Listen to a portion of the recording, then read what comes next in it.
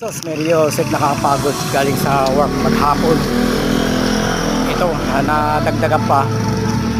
Napagod ka na nga, wala ka pang sahod, na-delay pa.